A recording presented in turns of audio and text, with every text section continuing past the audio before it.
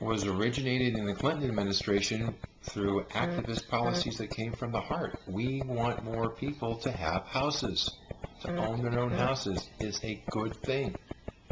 Well, apparently there have been some books, some laws and books for many years encouraging the local banks to do that, and the banks kept looking at it and saying, we don't want to make the loans because we're not going to get them paid back.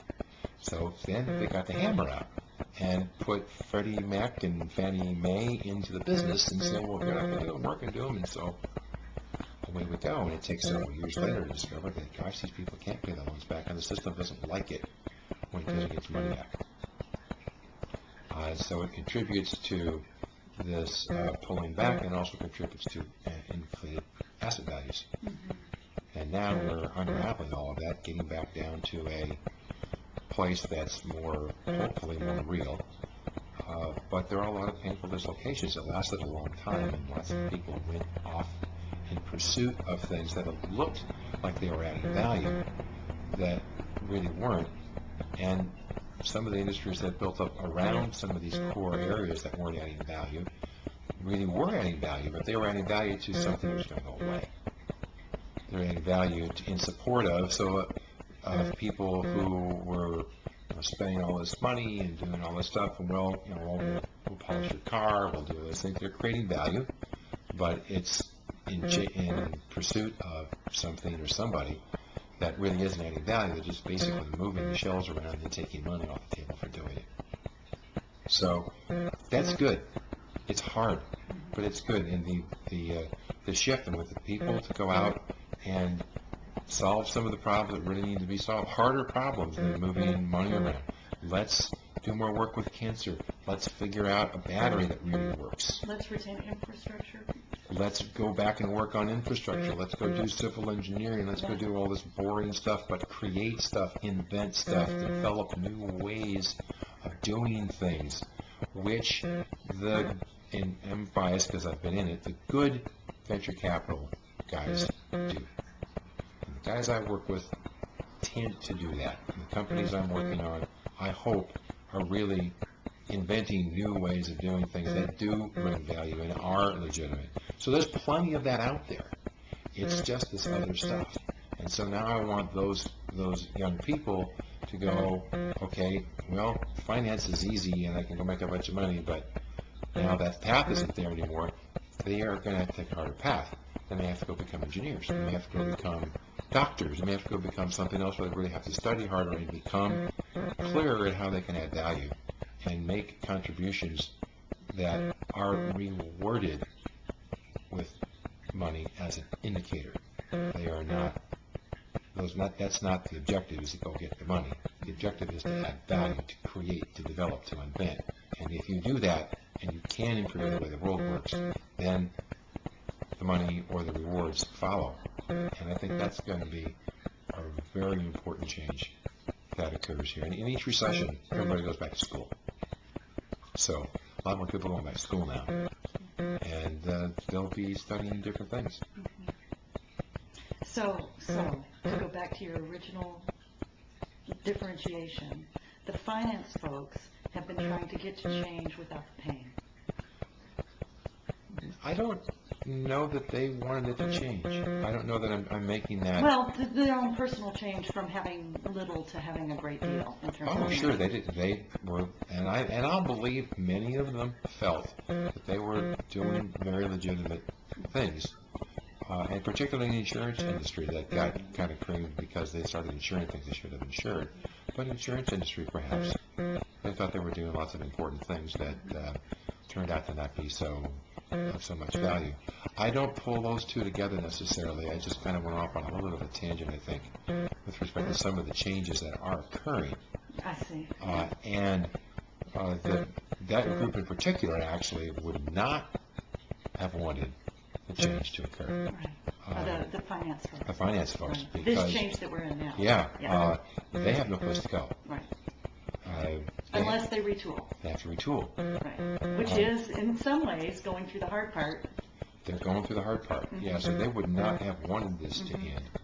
And they are having to retool. I met with my investment fellow earlier this week in San Francisco. He just commented that his office is close to the old world headquarters for Bank of America back when it was a California company in downtown San Francisco. Very prestigious, big building that now Bank of America belongs to these guys in North Carolina, but time, so it's still a big building.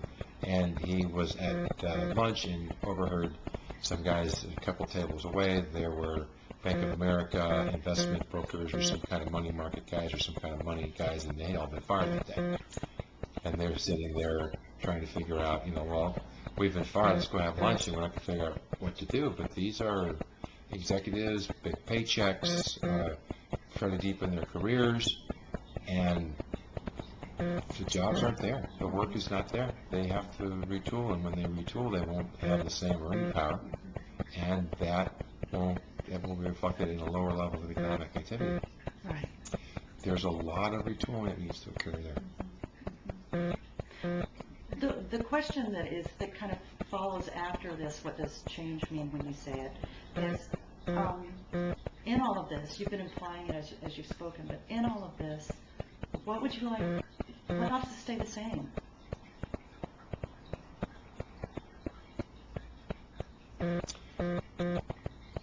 Count on me to answer a slightly different question.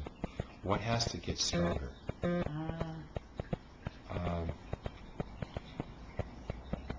And I think what has to get, when I think about it, what has to get stronger is this theme I'm talking about adding value. A stronger sense of contributing in a meaningful way to the improvement of the world in some way, shape, or form, be it commercial or non-commercial or however you want to do that, rather than just being there, to actually bring some meaningful change and to focus more strongly, more relentlessly on that as the reason we're here, or one of the reasons we're here. That has gotten lost over this last 15 or 20 years. And we both are of an age category where we have the advantage of, you're talking about seeing Oswald Shaw on the tiny television tube, and if you beam yourself back to 1963 and you think about the standard of living and the practices and the things that were occurring in 1963, there wasn't nearly the type of widespread home ownership. If you got divorced, you didn't suddenly have enough money to go out and buy your own house. There was much more economic pressure to stay together because you couldn't afford to be apart. That's coming again.